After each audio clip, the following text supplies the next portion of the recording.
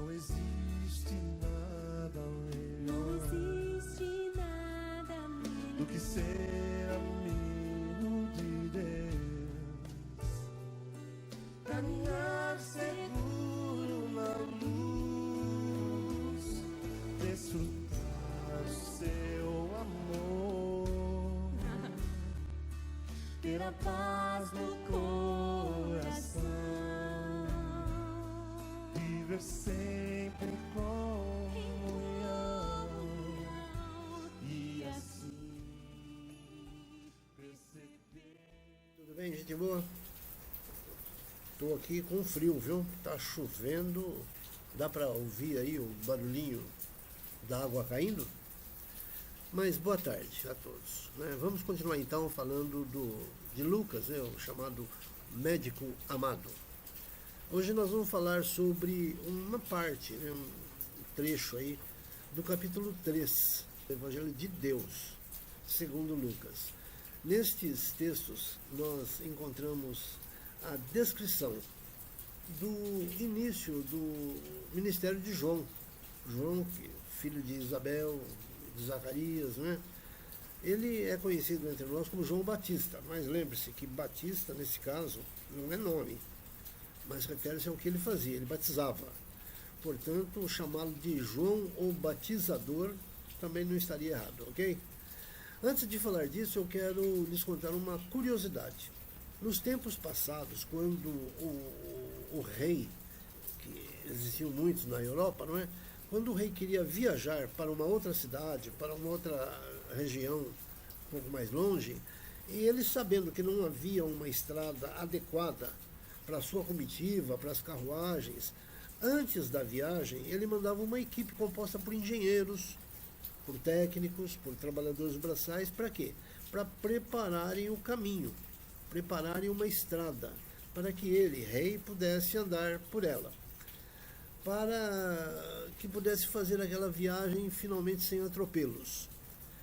Essa equipe ia bem antes para construir esse novo caminho, escolhendo a melhor opção de rota, retirando terra dos morros, colocando nos vales, né, para que os vales fossem aplainados, com uma terraplenagem rudimentar. Mas, enfim, eles preparavam o caminho para o rei que iria viajar logo depois. Então, essa é uma curiosidade, um fato bem interessante, não é?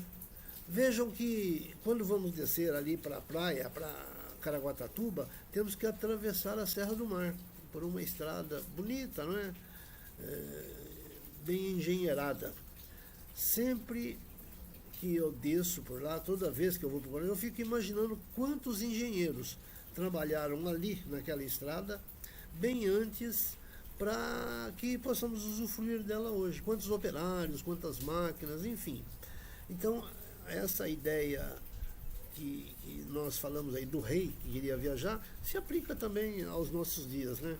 Alguém tem que preparar o caminho. Mas dentro dessa ótica e usando um paralelismo de ideias, o profeta Isaías escreve, cerca de 700 anos antes de Cristo, sobre a preparação de um caminho para o rei que viria, ou seja, para o Messias. Então Isaías, nessa sua visão da vinda do Messias, da vinda de Jesus Cristo, ele diz o seguinte: alguém tinha que preparar uma estrada, preparar um caminho, tinha que ir à frente, não é?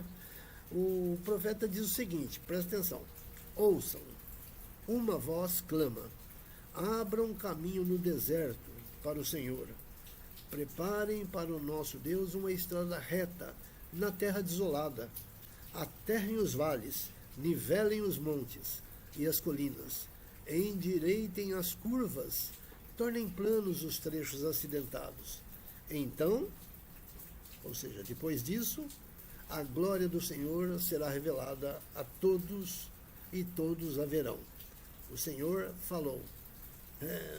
Interessante, né? Essa visão de Isaías.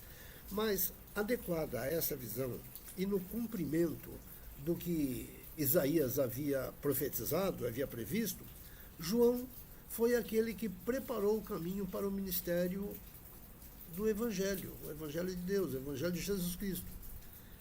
Ele fez isso de uma forma figurada. Ele viveu no deserto, esse é o fato, preparando o povo para uma novidade de vida, trazendo um novo pensamento, ou seja, o arrependimento dos pecados para o batismo, sendo que essa ideia pode ser usada como uma nova estrada, sendo preparada para a chegada da nova aliança, para a chegada de Jesus Cristo, não é?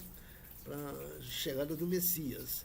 Então, figuradamente, João foi esse que foi à frente e que preparou o caminho. Ele preparava um novo caminho, aterrando vales da incompreensão humana, nivelando montes do orgulho, tornando a estrada nova, reta e plana, mais fácil para ser percorrida, não é? Mais entendível. João endireitou as curvas e os desvios dos maus costumes que o povo já tinha absorvido, do pecado, do mal feito, da corrupção, trazendo uma boa nova, uma boa notícia que se juntava à esperança de uma vida plena e eterna. Podemos dizer que João foi um profeta que fechou a porta da antiga aliança, do Velho Testamento, e abriu a porta da nova aliança. Vejam que o último profeta entre os judeus, no sentido lato da palavra, ou seja, aquela pessoa que falava em nome do Senhor, ou seja, a boca de Deus, esse último profeta manifestara-se cerca de 400 anos antes da época de João, e foi Malaquias. No período entre Malaquias e João, nenhum profeta teve suas palavras registradas. Nós não temos ciência disso. Neste exato e bem definido tempo de Deus, quando João e Jesus Cristo estiveram andando por aqui, em época de governantes pagãos, em época de corrupção, tanto religiosa quanto política, na época do governo romano de Tibério César. Tibério César é aquele sobre quem Jesus Cristo disse: dai a César o que é de César. É esse tal. Nos tempos do cruel Pôncio Pilatos, o camarada que lavou as mãos quando da crucificação de Jesus Cristo, nos tempos de Herodes o Grande. Quem era Herodes? Aquele que matou as criancinhas após receber a visita dos magos do Oriente, após saber que o rei dos judeus havia nascido. Nós estamos falando da época dos tetrarcas, Filipe e Lisânias, políticos imorais e dominadores pelo Império Romano. Pois muito bem, nesta época também surgiram, do ponto de vista religioso, né, surgiram dois sumos sacerdotes que atuavam ao mesmo tempo em Jerusalém, nome deles, Anás e Caifás. Lembrando que essa prática era algo inadmissível pelos padrões religiosos judaicos, pois é exatamente nessa época que Lucas registra que veio a palavra de Deus a João. Exatamente nessa época veio a palavra de Deus a João, filho de Zacarias, no deserto, conforme a profecia de Isaías. Interessante, né? Essa expressão aplicada a João, veio a palavra de Deus, é a mesma usada para os profetas da Antiga Aliança, do Velho Testamento. Outro detalhe interessante é que veio a palavra do Senhor a um homem excêntrico, fora do normal, fora da curva, pobre, que vivia no deserto, vestia-se com pelo de camelos e alimentava-se, vejam bem, com mel silvestre e gafanhotos. No entanto, multidões vinham vê-lo no deserto, saíam de Jerusalém e iam até o deserto para ver. E João era tão corajoso que ele repreendia tanto reis como as multidões não identificadas de judeus, repreendia os fariseus, os saduceus, os publicanos, ou seja, os mestres da lei mosaica. E da mesma forma repreendia soldados romanos, que eram os dominadores. Ele tinha coragem para isso. João promovia o batismo do arrependimento, e anunciava que Jesus Cristo, o Messias prometido, já chegara. Aquele que batizaria com o Espírito Santo.